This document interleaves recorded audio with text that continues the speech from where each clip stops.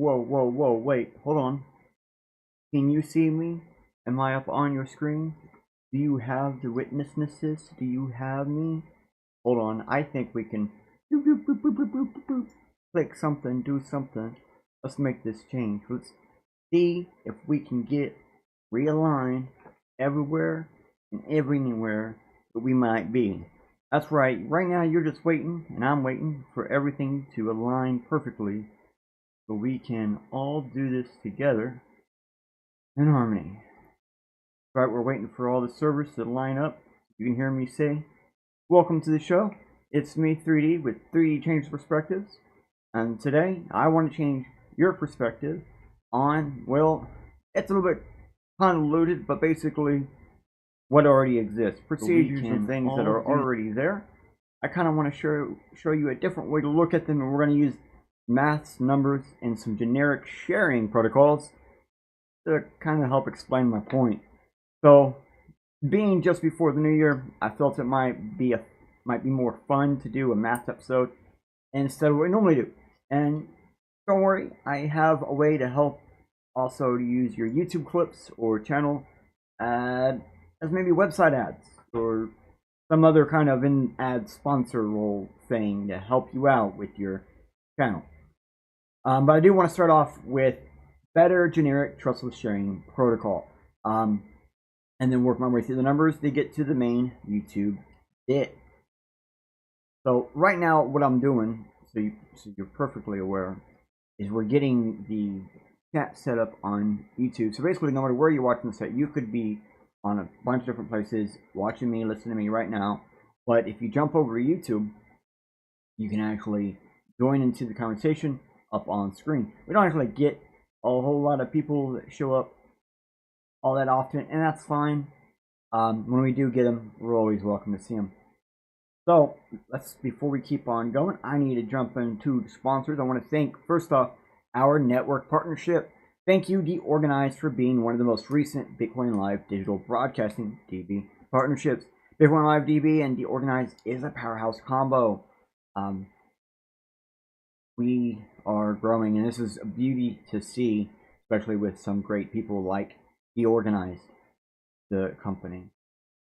Now, I also want to thank our actual network sponsor and sponsor today's episode. If you go ahead and look over on the corner down there, there should be a little QR with an S. That is the Shield Folio S, of course, and that means that if you scan that, sorry, I'm reading and doing something else sometimes. If you scan that, you'll actually be able to go to their website, and if you go to their website, you'll be able to see more from them. And we're actually going to be talking about this Shield Folio specifically, which you can see the thing behind me. We also got the same QR there. It is a little black book. That's exactly what it is, a little black book. It's made with stone paper, so it is tear resistant, fade resistant, all sorts of different resistances in order to help basically make it's just basically to make it easier for you to store your private keys, your wallet keys, not your wallet keys, your website keys, your passwords, addresses, all these different little things. And because, like I said, it's tear-resistant paper. And when you have tear-resistant paper, this basically allows you to do a little bit more. And when I say do a little bit more, I mean like it survives and goes through without having to be completely worried about being destroyed like regular paper. And it being a little black book, it's easier to hide, conceal, move, and carry with you. Alrighty then, now if we got everything set up, you'll see hearts popping up, and that's awesome. Alright, so jump over and use use the code BitcoinLive20. You get 20% off your Shield Folio today. And let's go ahead and jump into the jump in before I lose my words more.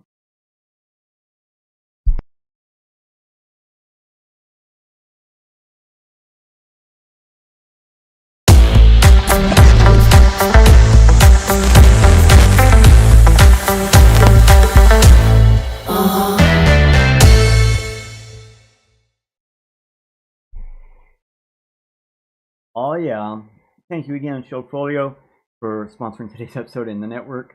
Hopefully I can get this setup one of these days where I'm a little bit easier on the words. But today I'm a little bit frazzled. It's been a heck of a setup. I've been working frantically to get today's presentations set up and ready. And to be honest, I guess it's a little bit of labor of love, so to speak. But I think today's episode is gonna be really fun.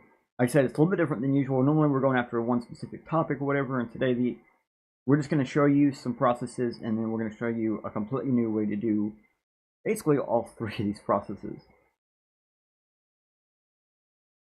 All right, well, let's get started with what we are talking about. We are talking, first off, we are going to hide this, and as we go throughout the day, you're going to see this little pop up. You see that QR? That means you can scan it and show up to where I'm at now, which means you can follow along rather with me right now or in the future if you're watching later on. It just basically allows you to access it anytime. There's also, if you're on YouTube, in the description, there should be the links later on, added in after the live stream. So here is, it's a video by Stand Up Maths, by Matt Parker. So it's 18 mathematicians break my secret Santa method is what the name of it is. And it really is exactly what it sounds like. On this episode of Stand Up Maths, they go over a methodology for doing a trustless Secret Santa. And in this episode, when this episode first popped off, I didn't think it would have as much impact on me as it did. Like, when I first saw it, I'm like, oh, I'm not big into Christmas. But it ended up catching me in big ways. It really sparked some motivation because I was already working on something that not similar, but they have really nothing to do with each other. But I'm attacking both things in the similar method. Or at least the demonstrations are being done in the similar method. So, and again, this sparked a 48-hour learning adventure, and we're going to recap just a little bit of that with you to now. So, first off, I have heard before about Trustless Secret Santa, and I don't think I had really heard anybody say those words in like half a decade or more. So somewhere between 5 and 10 years, and as you can see, there's even like in security stack exchange, secret Santa implication that does not require a third party or central authority, and it's a real thing. It's something that blockchain technically has been trying to solve. There's been tons of like torrents have different trustless ways of doing stuff and whatnot, and even getting now more to a quantum trustless is on its way. So with this being a real conundrum on how to do what is actually a very exploitable process, first you'd probably be able to guess that foul play is just the #1 problem with a trustless sharing anything, because someone can just do whatever they want. They can move to a location, or they can just choose not to follow the rules. So let's see first what problems Matt faced before we can continue to assume loopholes. You know, it's best to see what someone else has discovered or figured out before we try to rediscover or figure that out. Well, actually, you know what? I just realized I did not give you a link for the pre-search. If you did actually want this pre-search search, so you can actually see this one. Here you go. Now let's go back over. Here we are. So I have a little clip to make it easier to find this exact thing. So we're just going to let him play. At the very end, once the shunt has happened, and we're passing around those numbers for people to see who they're buying for, because when one person gets the list, they know that everyone after them in the cycle, which is public, hasn't seen it yet, and the people before them will never see it again. There's room for some shenanigans, as Tom7 correctly noticed. Okay, so there was one hack that we discovered, which takes place in the last round, and it comes from not complying with the algorithm as written, but in a way that's hard to detect. So as I receive the list, it contains pairs of pseudonymous sender IDs.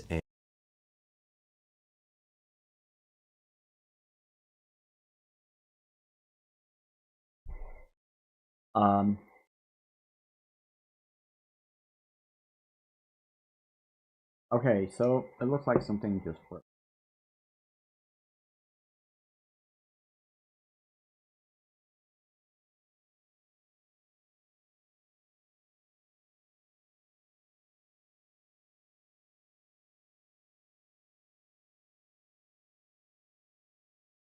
Yeah, so YouTube broke on my end.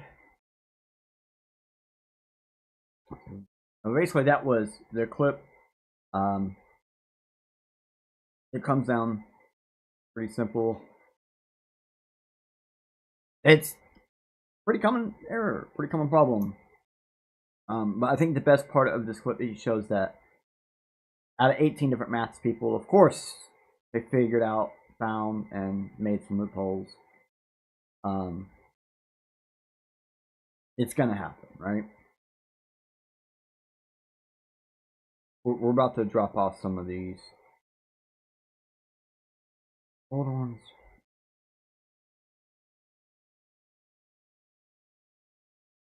I'm gonna go to the next one, because I don't think that's gonna play. And trust me, I had all this stuff loaded before we got started, and now it's all acting like nothing is loaded. So let's, oh, of course, yep. Alright, so this is the second hack, so to speak. And I think this is probably the number one problem with trustless protocols in general. So I ain't gonna try expanding it because that just bring it to play. So bring it to play, I'll turn off the mic and let it play so you can hear what they have to say. Because it's just a very basic generic. I hacked your Secret Santa protocol. This is the thing. I chose who to buy for. I feel quite bad about it because we had you sent the protocol in advance, and I didn't have a chance to look at it. And then round one came, and I still hadn't looked at it, and I didn't really understand. And I just thought, well, I need to put two numbers and pass it, shuffle it, pass it on. Fine, did that. And then it was when I was waiting for round two that I got to thinking, what is it that I'm going to get back, and what's that going to look like? The thing is, when I get it back, it's got some names in it already. Yes. So I could swap myself to give to any of those people, and then whoever was giving to them, I can swap to give to whoever I was supposed to give for originally. The problem with that is that those might be the same person. Here's a mock version I've made of what the list would look like when Peter saw it, and they can see their two random numbers they put in last cycle. But let's say they want to take themselves out of the cycle. They realized, I hacked your Secret Santa protocol. This is the thing.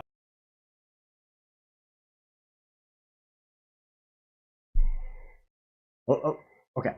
So yeah, he realized he could pick and choose who was going to buy from him and who he was going to buy for, because he wasn't at the very beginning and he wasn't at the very end. I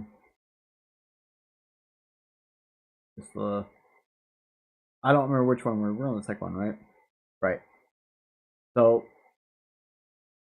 I got two clips for this one. So here he's going to explain it a little. We're going to get a little bit better understanding of exactly what is going on. He actually has a two-part hack, and it's pretty genius. Now got me giving to me. I can now swap for somebody.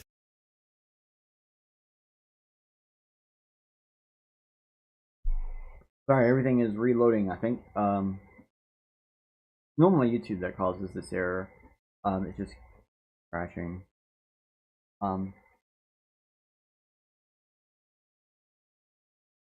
You have the link. You can come back. So basically he's saying, he's going to say, because he has it set up now, he is buying for himself. He can now pick who, he can swap with someone else, and they can buy for him, or a couple other different things. There is actually a way where he can, at this point, get multiple gifts. We can get something to pop in. Gosh darn.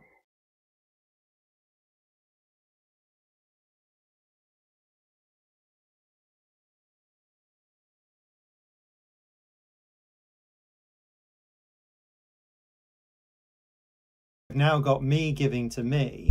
I can now swap for somebody further up the list and make their gift giver give to me instead, because I know that they're not me. more than that, because people, on my advice, were putting in their names as their receiver ID, and because the order in which we were emailing this around was public, Peter knew that Sophie was the person directly before him, which means whoever person 128 here is, they're not Sophie, and they're not Peter, and they haven't yet seen their buying for Sophie. So because Peter knows Sophie quite well and is like, oh, that'd be a really easy person to buy a gift for, they can take 128, move them down here, so now 128 are buying for them, and put themselves in, meaning Peter has successfully picked the person he's buying for. Exactly what I was trying to avoid. I can also swap myself to anyone lower on the list. Anyone after you. Because they haven't revealed their names yet, nobody knows who they are. But you don't know how to swap into... Now got me giving to me, I can now swap for somebody further up the list and make their gift giver give to me instead, because I know that they're not me. More than that, because people, on my advice, were putting in their names as... I wanted to replay that beginning again. You guys heard that. He can successfully pick who he's buying for and who is, and at some point he mentions that he's taking a random guess on some of this, but he basically breaks the whole thing. So now I want to show you this a little bit. I kind of want to this is in his video, so I want to give you at least this one last little bit before I give you the context behind it. Their names in at this stage. I originally had them putting in another random number and then later on revealing who they are, and I should have stuck with that, but I changed it because I thought, oh no, it's fine. And I'm trying to get the most efficient version of this system possible. People can put their names in. That did leak extra information that Peter was able to exploit, and so yeah, he was able to choose someone he was going to buy for, which is... And that's exactly the problem, right? So although Matt did see an extra step missing was needed, he also thinks shunting does something, but really shunting or moving the list, part of the list up and down, like the right side or the left side up and down, and mixing up passing order, so who's the next one to do something. Those are basically the same thing and basically are pointless. So shunting or always changing passing orders are both predeterminable maneuvers that everyone knows about. So even if you said that you have the option to shunt or not, or even if you gave people more shunting options like being able to go up or down, choosing if they can or don't, it doesn't make any difference because it's always going to be predeterminable on what someone did. Even if you don't know exactly who did the shunting, you just figure out how many people did shunting and which direction they probably went. So because of that, you're never going to be able to. That makes it pointless because it's always going to be predeterminable. That's a pointless maneuver. Shunting and changing the order it's going through people's hands. So to be honest, just force mixing and not allow shunting will actually make up the difference.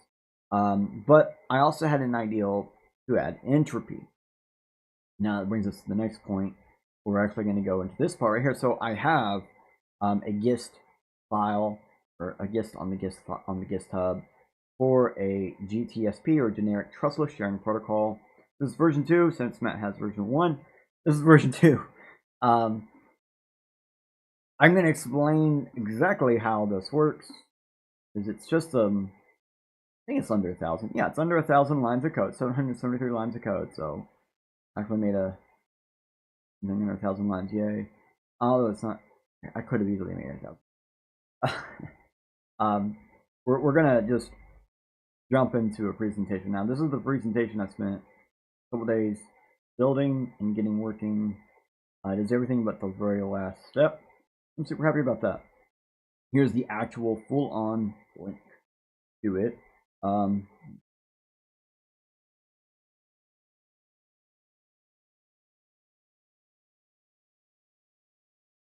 Alright, so I tried to get we got a shorter link. It doesn't matter.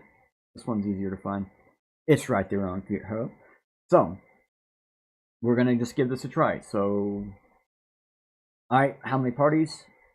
I can put in 1, put in 0, and put in any number as long as it's a number. So let's put in a bigger number. They were using 14, so let's go ahead and use 14. Add 14 people, and then we have a list of 14 zeros. It says click on any 0 on the left side. I'm going to click on a number on the left side. Boom. I have 342 was placed in my slot. As you can see here. Now it says click 1 on the right side. I can click on any of the. Boom. Now we moved it, it's gone around, it's come back to me. And as you can see, every time we put in our two numbers, we then mix the list. No matter what, we mix it up. That's why there were zeros there to start. And everybody takes a zero, and so there are no more zeros, and you always mix the list. So here we can see my first number is 342, my second number is 160, and as you can see here, my 160 is my purchaser ID, and 342 is a receiver ID. And if we look down here, we can actually see on the very first screen, on both of these on the first screen. And if we look, my numbers, and if we come back, they have been moved. Funny thing, mine is in this other person, because there's two greens, so that's pretty neat. But this will allow us to see our original position. So all the colors is everybody's original positions. I should have probably put the color list up here, the order of that is, but I don't actually remember it. It's like, I just know green is the first one. I think it's like green, gold, purple, red, blue, pinkish brown, something like that. So I'm going to click the next one to go to the next phase, which is entirely just mixing phase. Everyone's going to mix up the whole list as we go around.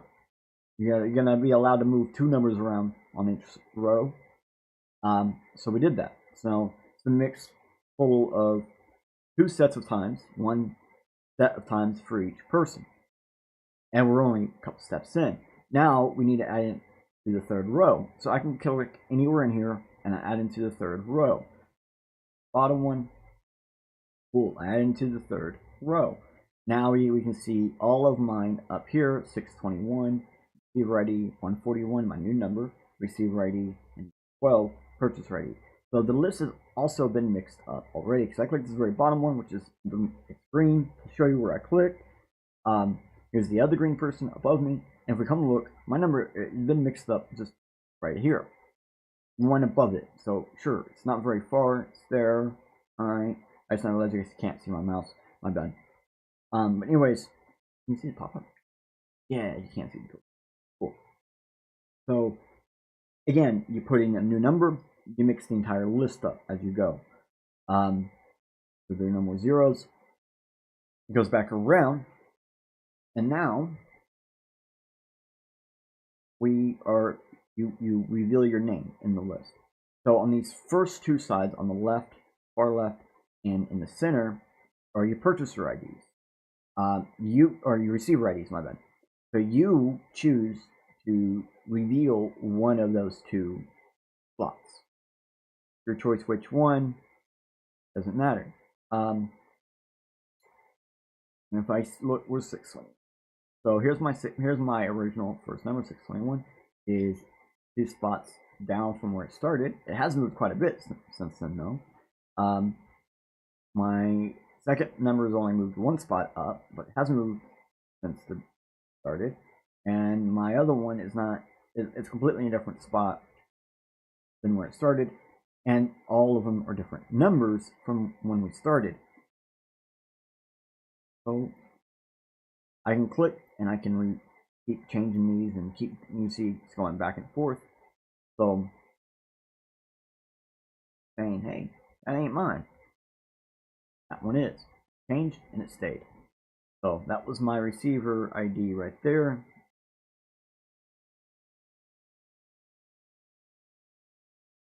If I click on my other receiver ID, it's swapping it back. So cool. Awesome.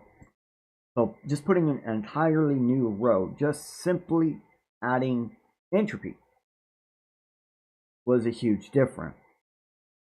And when I say it's a huge difference, I really do mean that, because like, yeah, I realized we got this problem into like an equation like if we drop this problem into an equation, it'd be like all your pick positions raised by its own weight added together before then dividing by the result of the exponentially rising of the sum of the total graphical spots raised by the total graphical weight possible. Or, just running this through an MFT, or the modified Futurama theorem equation. So it says here that we do have something else to show. I have a graph and go. Yeah. Alright, I'm going to kill this web app. Alright, so in this graph, I don't have the location for you to find it online. I'm sorry about that. But you can basically see how the graphing system works. And in the presentation we're just doing, those numbers above that look like number plus number equals number, that was this whole system working out in real time as I was clicking it. So in this, we see four plots plotted on the graph. We can see in red the graph or each spot's identifier or ID, and the top right is that spot. That's how you can actually identify that location. It's the first row. It's on the null. It's the first column, null row. Second column, null row. Third column, null row. First column, first row. Second column, first row. So on, so on, so on. And basically, we take these added position markers, add them together, and then we exponentially raise them by themselves, multiply the loop number. And we then divide that by the total possible and multiply that again by its total possible, which our total possible loop number is 4. And the graph is 4 by 4, so we have a 4 multiplied by 4. So 4 by 4 by 4 by 4 by 4. Woo! Comes out to a pretty small number. Cool, we're just getting started. The next maneuver we see, and then comes up to 1024. Pretty good. If we go a little bit further, that one comes up to 262144. Much bigger number, and then we get a 1.237 fraction. So as you can see here, if we was to put these together and average them out, that wouldn't be too bad. So let's put them together and weight them out. Do the exact same feature that we did before. And well, we end up at this really big long number of like 263,169.2995. Raise that by the value of 72, divide that then by 64, and you get basically infinity on most calculators. And so we are then rounding, or we're rounding down and truncating our end result, which we get about 1. So if you go to infinity, you end up at 1. If you have a number lower or below 0, like a small minute number, ends up at 0. And then if you get anywhere near a real number, it ends up just being that real number, including 1, 4, 2, 3, 4, 5, 6. Don't matter. So there is a way to actually do the presentation we were just doing and click on them to actually get a sum result of like 2, 5, 8, 10, 15, 28, 32. And all that means, all that number represents is how, like, if you pick real close to yourself, each one of your numbers are picked real close to each other, you end up with closer to a real number. If you pick further away from each other, you'll end up closer to infinity or closer to 0. And either way of that, this kind of helps show that just adding entropy, which we're using the loop order to show, makes a huge difference. Basically, like, if we was to do all these again, but instead of the 2 plus 0, we just had the 2, or just the 3 instead of 3 plus 1, or just the 1 instead of 1 plus 3, or just the 4 instead of 4 plus 4, on those equations over there on the side to represent the box number itself. None of this would really work. I mean, it all works exactly the same, truly, but you get less like towards infinity, not towards infinity. It's much harder to make determinations of what is actually going on. The more entropy we add here, or the more times we add in our actions, our loop order, different things like that, we can then get a much more on-off way to view things. For example, the closer we are to ourselves, the more to a real number we will get. Knowing if you end up with a real number as your weight, we know that exactly what you did. You're either on the exact same line or pretty much on the same line. If you end up at 0, but it's not 0, it's because it's way past 0, then we know you were nowhere near each other. Or if you're at 1 because it's technically infinity, then we know you're nowhere near each other. But anywhere in between, then we know we can make determinations of what you did. And the entropy, adding in the entropy, adding in this extra layer, not only does it like allow us to make more predeterminable information, but it also makes it less predeterminable of exactly what. It does hide more of what you're doing, which is the perfect point of the entropy. So just adding a second row. So when you reveal your name, you reveal one of those 2 rows, either one. It doubles the possibility of points your name may land on. And even though we didn't change the fence size or how big the grid is, there are still issues, but just about all trustless sharing procedures will have those same issues. And to be honest, the more people you have involved, the less those problems actually are. Because again, that presentation I showed you, we've done with 1 to work. Let me just do that. DTS.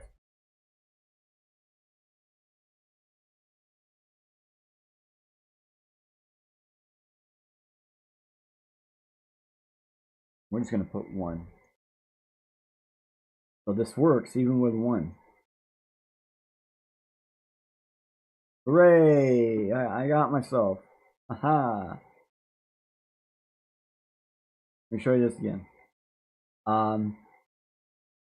99.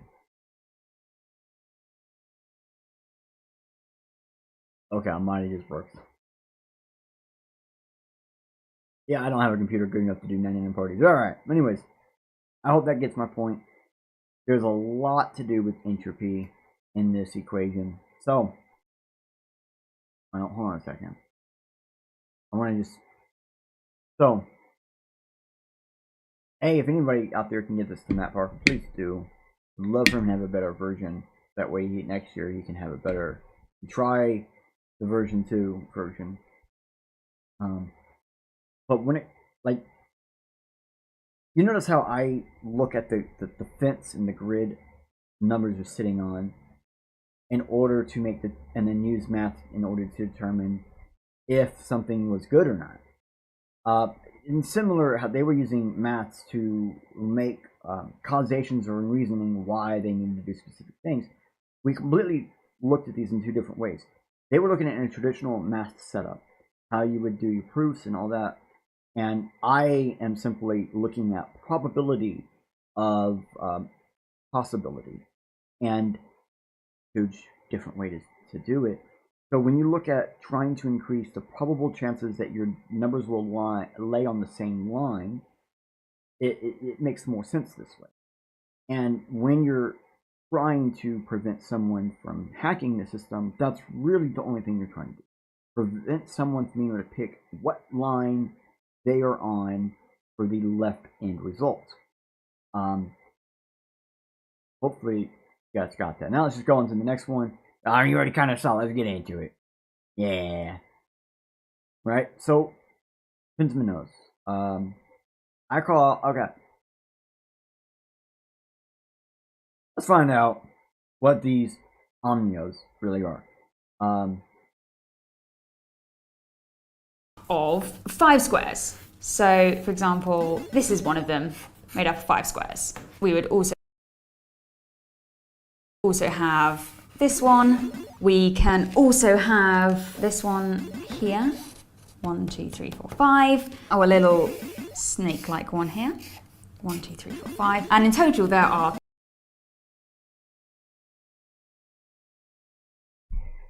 Okay. So that's what these are. These omnias are blocks lines to represent shape, pattern, and some other stuff. Cool. Let me give you that score one more time. Alright, so I want to show you the traditional way to build these.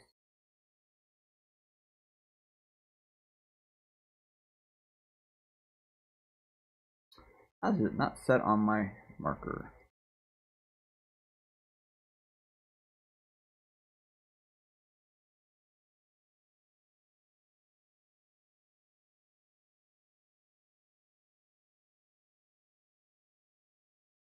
Sorry, for some reason I don't think it was on where I think it might have been playing in the background.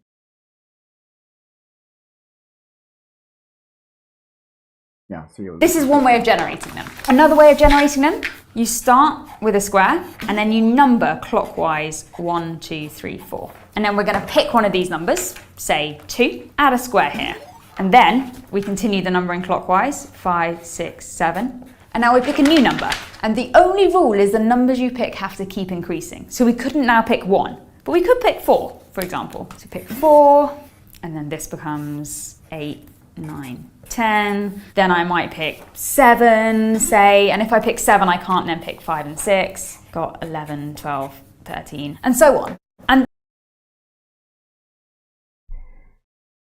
okay, that seems like a reasonable method. Now, if you didn't catch that, the actual first method is like you start with 1 and then you just bear it on to the sides, and that's about it. You just keep going, keep going, keep going. Cool. So I find these two original ways of doing this pretty much pointless. Yeah, so the only real rule is once you pick a number, you cannot go lower than that number, which we can also say when contains an infinite growing non-equilateral fenced grid. If you go in a direction, you cannot go back unless you are gapped away from the rest of the line box. The reason I say we can change the rule to this is because we are making this box line shapes. We are unhappy with the move. Well, we can simply remove the last block and go on, or we could even just rotate the set of numbers in a previous block as long as the end result still is acceptable. Let me show you what I mean by this, because this is basically like me saying I hacked their growth method to ensure you could find the most or best way to play this probable game each and every time. And then I'm going to show you a completely different way to do this. Okay, let's go. So here is a grid. I'm using the grid to kind of, because that's my way of doing it, is we're doing this on a grid fence, or a data line fence. As I said earlier, fenced grid. And here we're building one of the Omnios. So pretty simple. I'm doing it their simple way. I got first box, I put it down, I put 1, 2, 3, 4 around it, I pick 3, and I then now can put 5, 6, 7 around it, I pick box 5, I go 8, 9, 10. Right now, I currently have 3 moves I can do. I can go to 9, I can go down to 10, or I can go down to 6. I can't go up to 8 because it would run into 2. And I could technically go to 7, but I can't go to 4 or 1 because I picked 5. So the numbers inside the box represents the number you've taken. You can't go back. You can't go lesser than that. So I kind of want to...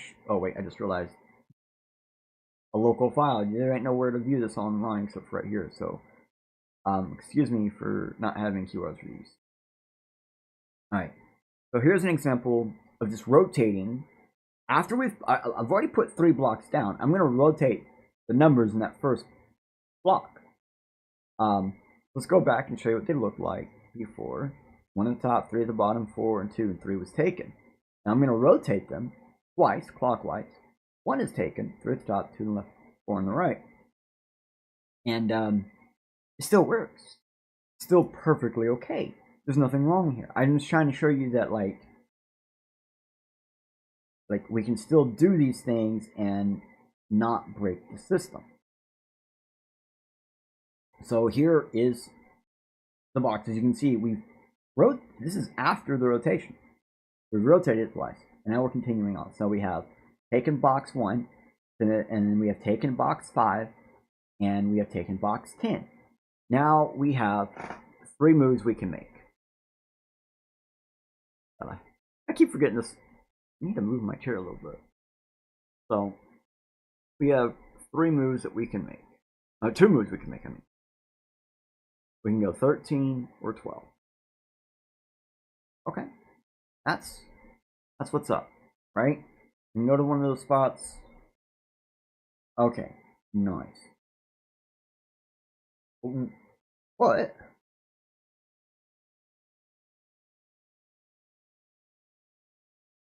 What if we rotate this very bottom box that we just did?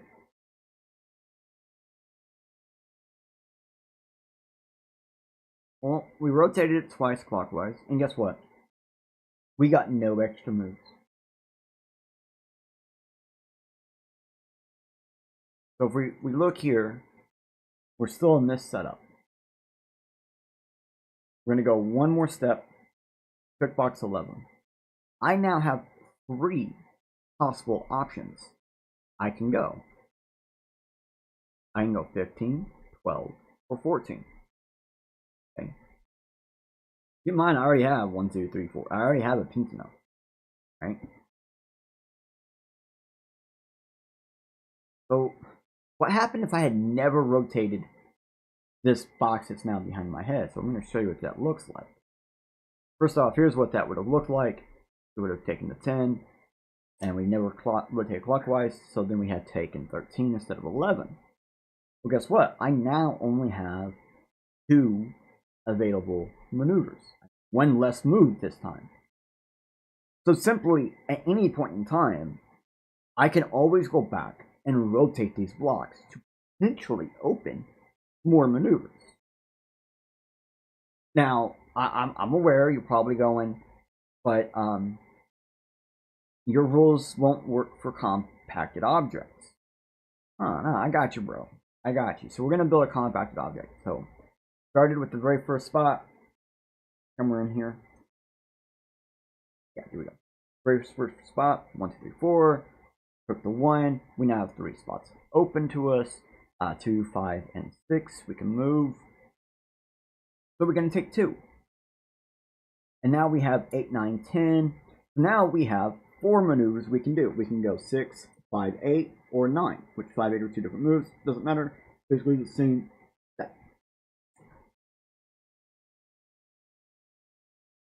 And there it is. Here's a box. Compacted box. And we have 3 moves we can do. 11, 12, or 9. Obviously, I can't take the 6 because I took the 8 as well when I took the 5. And that's fine.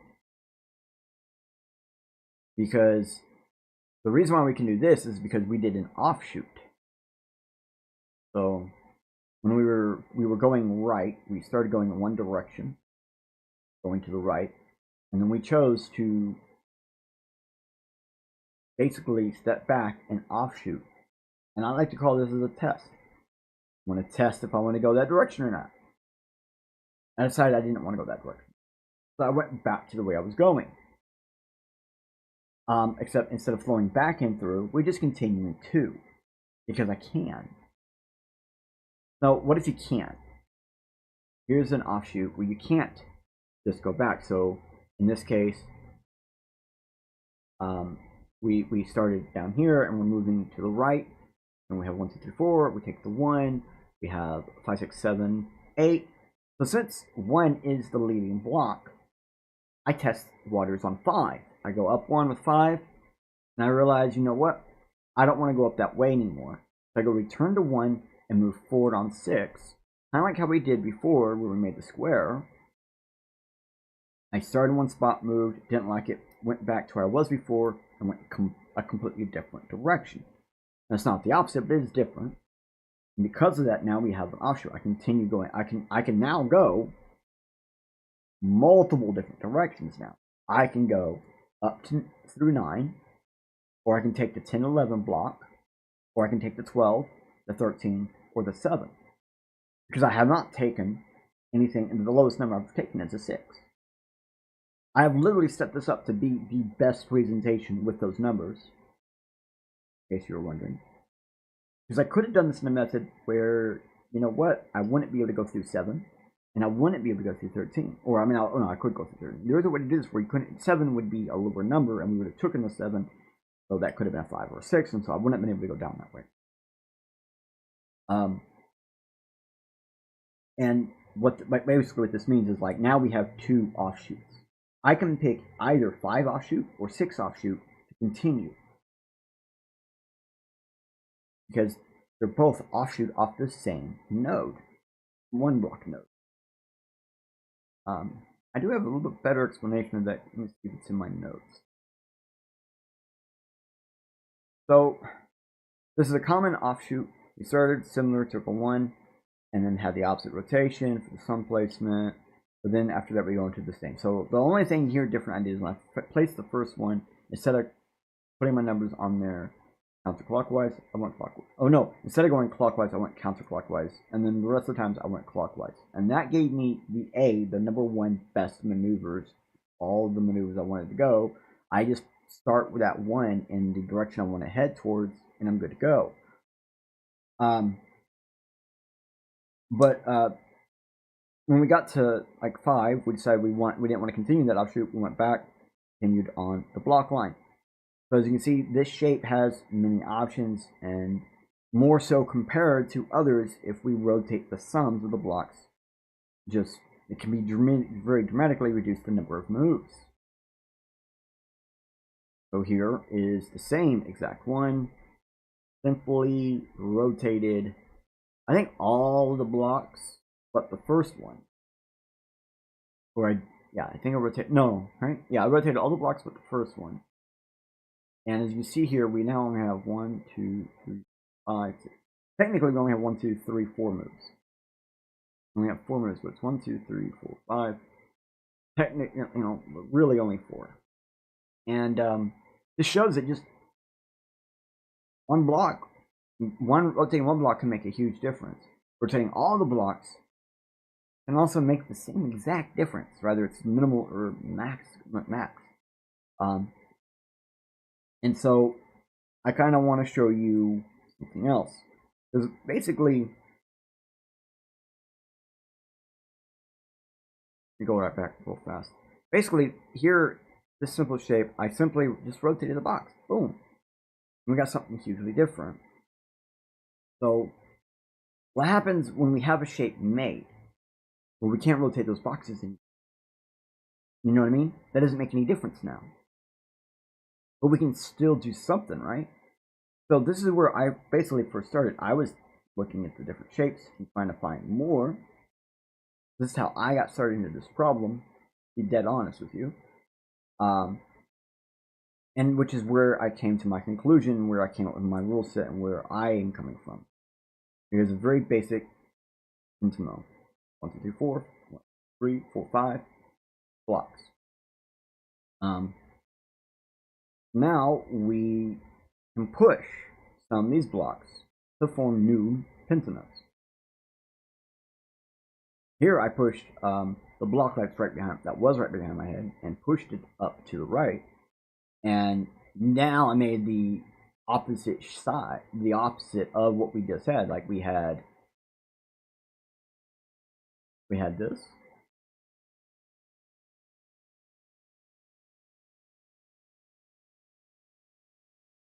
Now we got this. It's just been rotated on its head. I did one move to make that. Okay. Well, what if I had moved the other block down instead? Well, I would have made an L, a completely different shape.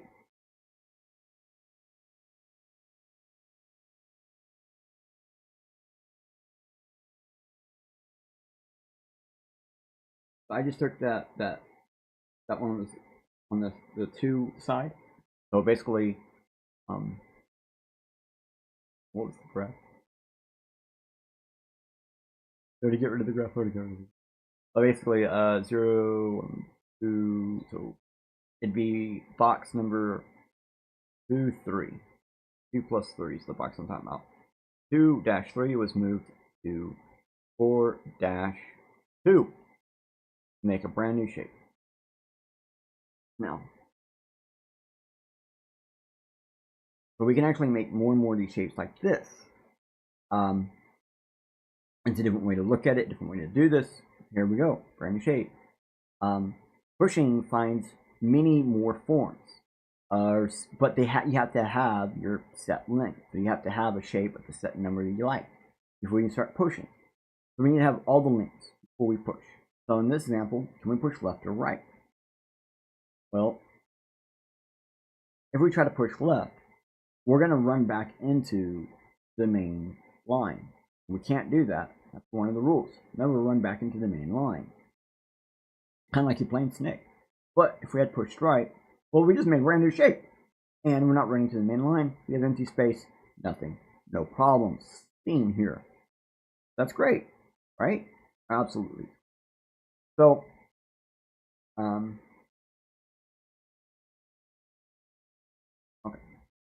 So we can push right to the empty space. Basically, pushing is similar. Pushing is basically just rotating that base block. So, for example, that block right there at 4 plus 3, I'm then have the lines going off to different question marks.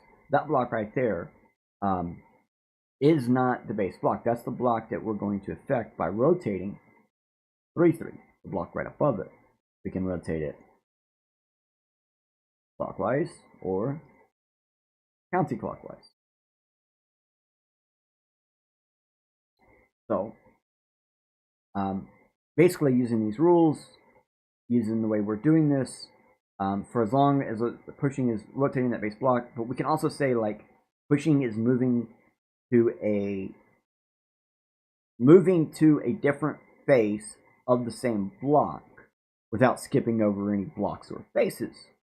And this works on a 2D plane. This also works essentially on a 3D and 4D plane or any higher plane because they all have faces. They all can form some form of block and multi-forms of blocks and different ways to look at those blocks. So you could have a block within a block within a block and have all those blocks move independently, simultaneously, or in conjunction with each other.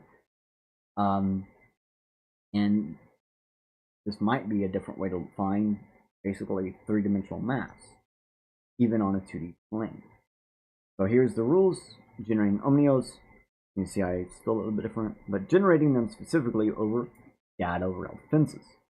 So the starting position determines your null. You can only move to a higher position. Basically, you can only move away from where you started. Now, doing an offshoot towards the start position isn't exactly the same thing. We mean the main line has to move away from the start. If you're moving plus or minus on the x-axis and you hit a wall, you must overflow. So if you're moving to the right, so you're going upward, or if you're adding upward, going upward in the number scale, on the x-axis, you hit the edge, you have to go southward on the map. I just realized those are flipped. Sorry, dyslexia. If you're going right, you must go down. If you're going left, you must go up. Those are flipped for some reason because I'm dyslexic. My bad. So if you're going right or going positive on the x-axis, you must go downward or southward on the graph. And if you're going right or you're subtracting on the x-axis, you must go upward, northward on the graph. Sorry, those are flipped backwards. You cannot touch another block. You cannot touch the main block line. You cannot touch another block line of the main block line. Offshoots are allowed if they are before the main block line. So we can use it for testing. So pushing can be done after a block line of a certain length is found in full length. So right after you have found a set of length and you said like, all right, this is the final length, you can start pushing. You can't push before that. And that's kind of important. So the blocks are kind of permanent until you're done with your length, and then you can start moving them.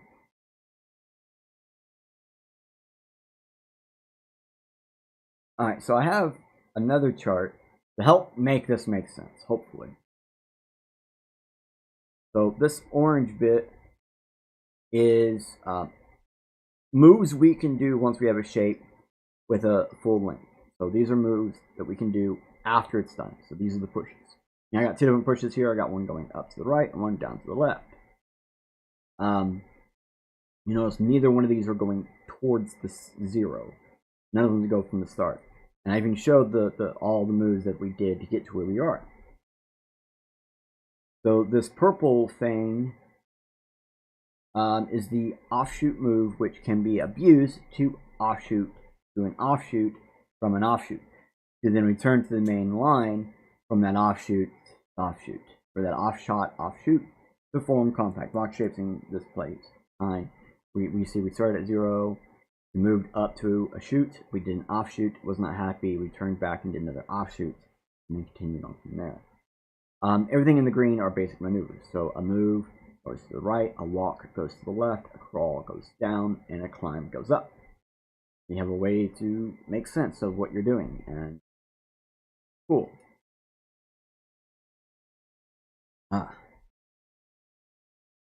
The only extra note is you cannot push into a box shape. Alright, so I think a good way to look at these omnios is that we are really talking about complexities here. And for example, this is a small fun project I'm working on. I'm going to show you here in a second. Let me get to it.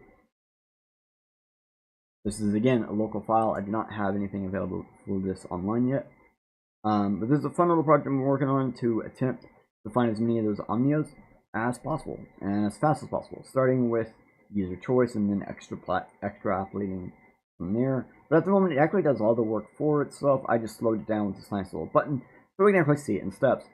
So if we ask, instead of how they word it and how they whatever, if we ask what complexity mappings are possible from complexity connecting nodes at specific node lengths.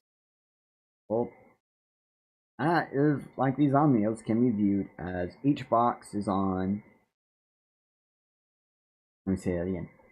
We can view this as each node box is on when we see it and connected by one serial cord to another, daisy chained together.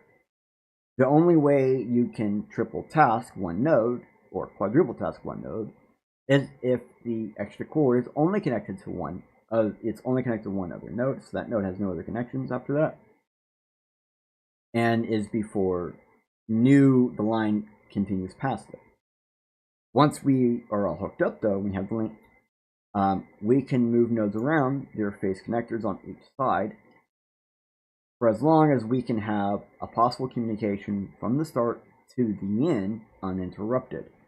So I can go from the start to the end, even with those offshoots there, without being interrupted. Using these new rules with even the old and trying the push method before fixed or free determinations, we should be able to find more unique patterns, then extrapolate from there to find the free, flipped, reversed, and manipulated versions of the exact same shape.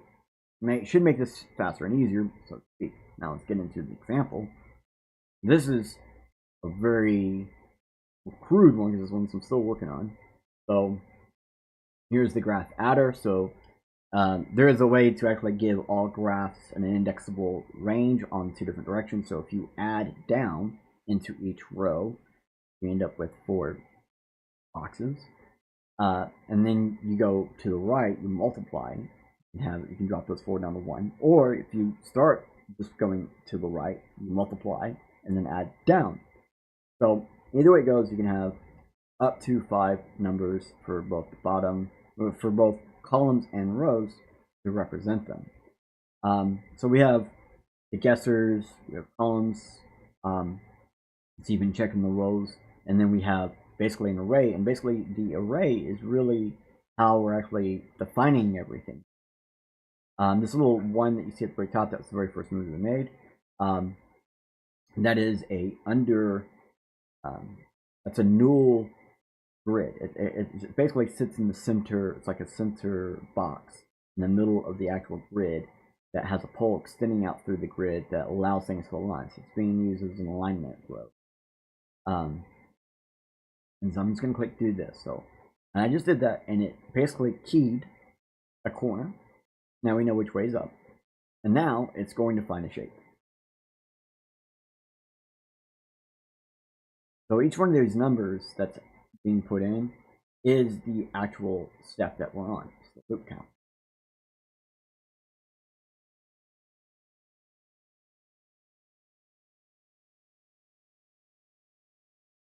Okay, we have found our first shape. 1, 2, 3, 4, 5, 6, 7. I forgot what that was called. Polygon or whatever. Yeah, got one of these. And it is a very basic one. And a zigzag. It's like staircase going up. When we see our graph adder, it's 13, 15, 32, 15 over 225. And if we was to remove our key, then it's technically 13, 15, 32, 12 at 223. Our guessers, we can see they're not guessing it the same. Our row and column ended at the same. We have mod check, dom check, row checks, pickers, and the pickers are literally the like placing locations where they're going to place stuff. So with this one, I believe we can go a little bit further before we start having errors. Try it. All right, it actually built more to the graph and decided to go down again. Now at the moment, you can pretty much guess it's going to keep doing the same thing until it finds an end, and then it will start doing something else. But you're going to see in 1 second, we start running into errors after that. So it does auto grow. It does, so the plane doesn't have to be set to a finite plane. It can be infinite growing plane. But when you're just trying to map the complexities within a gridded fence, it's a little bit easier to understand what's going on. And to be honest, I use this methodology with SupposX to do something else. So that's where my thing came from. Like, I've been doing this with SupposX for years. And I came across this video and I was like, what? I couldn't believe my eyes. Like, there's other people out there wondering about this stuff, and then you got some idiot like me actually mapping these things and finding mathematical formulas to actually help us make fast. Okay, fun. Fine. Well, fun, so to speak. But let's get to the last point, probably the most important point, or probably, if you're here, the reason why you're here. Talk about using YouTube videos in a new way. What is this here clip? Viewbot exploit preview by the Spiffing Brit. I am completely shocked. Completely and utterly Forms of engagement with this video and the channel will work positively to this video's success. From commenting, liking, sharing, and even voting in community posts, weird things like making clips of this video are another brilliant way of adding views. And in fact, there's a weird exploit that you can use to viewbot without damaging a video's performance. Anyway, no, I'll save that for another day. It's too complicated and potentially illegal. But yes, it's forms of engagement with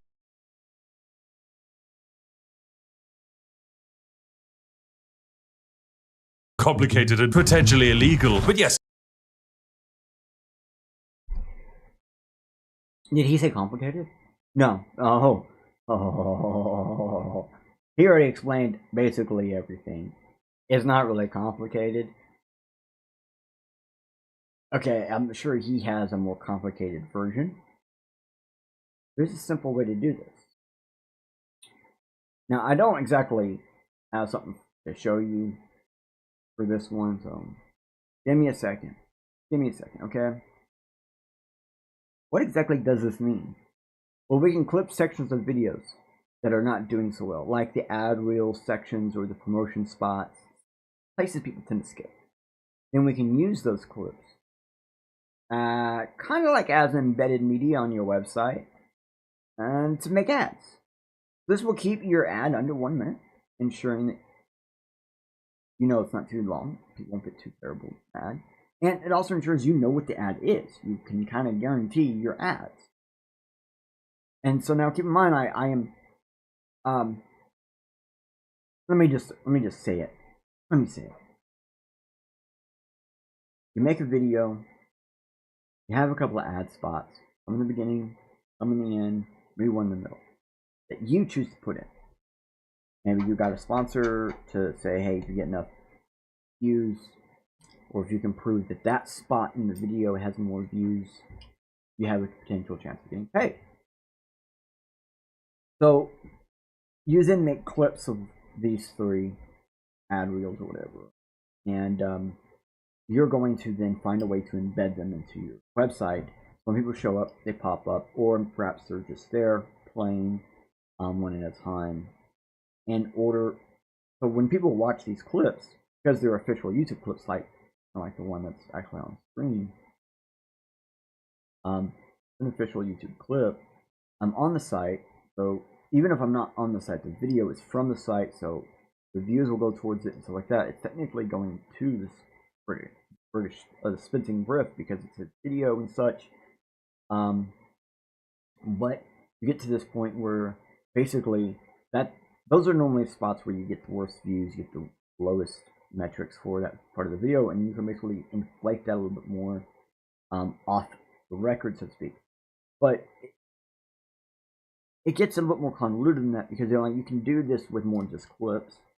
You can do this with any embeddable video that is monetized from any site. YouTube just be probably the easiest one to explain it, because YouTube works like Spiffing Brit explains in that video. As you go back and watch his video, he basically explains that anywhere you watch a YouTube video, for as long as it's coming from YouTube, it counts towards the video's retention and all that. It just averages out, and instead of being directly influenced. So as long as you have something there that is there, you have some views, some watch time, it will only increase it by making it better. And at the same time, you have a chance that you don't really have views, could kind of make it worse by not having views there first. So if you're trying to use this, you say, in a view bot type of method, and you're not getting actual views on top of it, it will actually hurt you helping you. And so, now keep in mind, I'm not saying these clips are even embeddable. I'm just saying finding a way to use them as embeddables would allow you to have this clip-based ad system. And not only does this direct back to your YouTube videos for that sweet views and such, but if you are monetized to YouTube and then you send your clips over another monetized platform like X Twitter, then you can actually get double the return for the same video. Think about it like this: like if you don't have a website, or you do have a site, you can still do this. You can basically push your clips to your Twitter or Facebook or Blue Sky or Mastodon, and if you're monetized there, you'll get double the return, once for them interacting with your post and another for directing back to YouTube. Now, I'm not saying you can do the embedding video postings on places like X Twitter or Mastodon, but I will point out that X Twitter does have a method for pulling videos and self-embedding them if they're able to through the link. So you can literally get views on X Twitter and YouTube simultaneously without the viewer actually going to YouTube and leaving Twitter. So find ways to embed these links that will allow you to do this. Is kind of the golden goose. Find that golden goose to lay those eggs. Now, if you can't get this clip ads method working, you have all. Or I said that wrong. If you do get these clip ads method working, you have a whole new side of your content creation business you probably didn't even think you could really do, which is basically providing ad hosting for your own platform or a views platform. So, like when you go in over Twitter and stuff. And keep in mind, there's a chance Twitter videos embedded on other sites help you. Chance. Today, I wanted to go over some things in my personal life. Yeah, because it's numbers, man. I mean, as a number enjoyer and a I-doer, I hope you all found today's episode to be a bit different. And if anything, perhaps you just need to take your perspective and turn it on in and see another methodology that works for you to get to the same place. For example, the sharing ideal, I mostly just added entropy, one extra mixing layer, which Matt figured out before I. But I also added a verification pass, so you just pass it again after everybody's done to make sure someone didn't really screw everybody else over or something like that. But well, it didn't really do much, right? But that made a huge difference in the output, because adding a second layer of a picking for reveals basically gives almost double the points of possible outcomes without adding anyone else to the equation. This extra reveal row shows that can be expanded on, but also, to be honest, from the maths, the number of participants is the more important. So 3 rows, 4 rows doesn't really make a huge difference as long as you have at least 2 to pick from, and then your main secret row. Basically the more participants with these 3 rows set up that I'm doing, it gives you a greater distribution of weight across the players based on their actions for the grid size used. Then I jumped over to the number 5 video, and I showcased the omnios and how they are traditionally found. And then I showed my version, which is just a math trick that I actually use when I'm playing with myself, when I'm playing like dominoes or triangles, or as sometimes called puzzles. And I looked and looked and looked everywhere for these. Okay, my grandma had these. Each one of these puzzle pieces is a like perfect triangle, right? Or an isosceles triangle. Some kind of, they all exact same triangle. And I do believe like they're not quite 90 degrees. I think they're slightly less than that. I don't know. Anyways, they would have pictures of partial pictures, and when you put them together in a very specific way, it would make a picture. So my grandma had one of cats and dogs and one of skiers. So when you put the cats and dogs together just perfectly, all the cats and all the dogs would be whole. It would be whole animals. And when you did the skiers, you do it two ways. One way, you'd have all the skiers with one skier behind, like, I think it was a snowman. And if you did it the other way, perfect way, all the skiers would be revealed and the snowman would then be in two pieces. So how did I do what I'm doing now? What about these 5 puzzles with my grandma's, from my grandma, way back when, from like the 70s? Well, it has to do with this right here. So here we have 4 triangles. So here's one of the triangles. So 3 triangles look exactly the same. They're exactly this exact same triangle. The ones on the corners are this exact same triangle. And they're placed in the exact same way. But the one in the middle is upside down and is not the same. And I say that it's actually exactly the same. Exactly the same as the others. They're all exactly the same. But when you put them together in this very specific manner, you end up with a cube inside of a triangular housing. Like, you can actually tell there are now walls behind that cube and a floor that cube is sitting on. That cube is inside of a room that we cannot see. We'll only see part of it. Insane. That's kind of how my method works. You have these little subgroups within main groups that when we rotate and arrange them a specific way, we get different types of outputs. For example, we can actually rotate these to rotate the box in almost the exact same manner that we were rotating to get those omnios. So finally, I then ended with a real doozy. And I know you guys probably, it was the fastest doozy you ever seen, but it's the quickest and easiest way to look at it. Using your own created content to make ads for your own platforms and websites utilizing YouTube clips or X clips, because the clip still counts to watching that section of the video. So if your ad views get the least views, you can pump it up and at least get your video back in the algorithm while giving yourself ads on other platforms that directly help you in one or more ways. So all of the images from the Omnios will eventually be available on GitHub when I put up the Omnio repo in a couple weeks. The generic trustless sharing protocol is already up on the GitHub, and we did show that preview earlier, so go back to that QR to find it online. And we'll basically, I hope you all enjoy your New Year's and holiday and have a great start into Christmas year. Bye.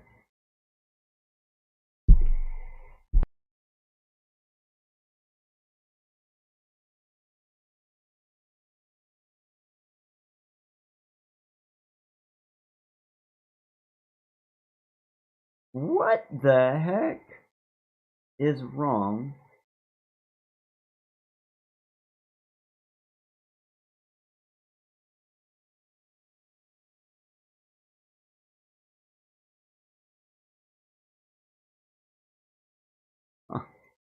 Something happened with my Video's not gonna work right. Sorry.